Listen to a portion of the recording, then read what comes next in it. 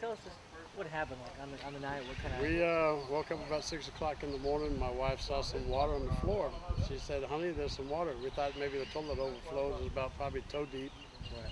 Right. So we got up and we started looking at it and found out that there was quite a bit more water coming in outside. So we got the kids up and the animals, and we had about 15 minutes. In that 15-minute period, the water had rose from our foot to about waist deep. We fought ourselves out of the house. They wanted to cross the street and help the neighbors get out of their car. Then they had to get rescued by a boat because the water just kept coming up further and further. So it was already above our neck level.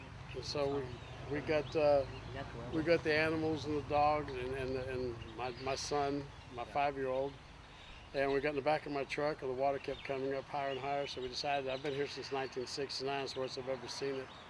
So we decided to go ahead and jump in and get up that way. So we jumped out of that car and we headed up the street to higher ground, and then we just sat back and watched it kind of develop. It's the worst I've ever seen it. I Yeah. think it had to be 35, 40 feet above Onion Creek Bridge up here. Yeah. So everything around the neighborhoods here, and I believe it has a lot to do with the way they've had this new drainage system put in, because they ran everything to Onion Creek. And so when Onion Creek fills up, of course it runs this way. So if you got it filling up here running that way, and then you get that filling up coming this way, it kind of doubled it. But it's the worst I've ever seen it. We got totaled. We lost everything: clothes, furniture. Flood insurance covers the outside. We didn't have content, so we've been here for a long time. And the nice thing is that we're alive. Yeah. But there's a lot of people that didn't make it.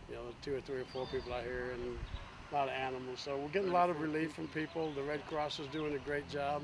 We thank them for the food. Yeah. So it's just a rebuilding period. But Yeah. you got to keep a positive attitude. Yeah. The thing that we're happiest about is we're all safe.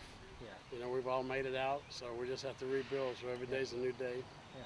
Mike, what would you? What would be kind of your message to Austin? Is it we need help? Is it we need? What's kind of your message to? Messages, I guess, is just to be thankful for what you have right now, and be thankful for your families.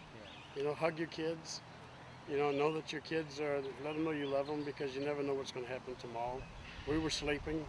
If it wasn't for my wife waking me up, my 5-year-old's bed was underwater. He wouldn't have been able to make it out.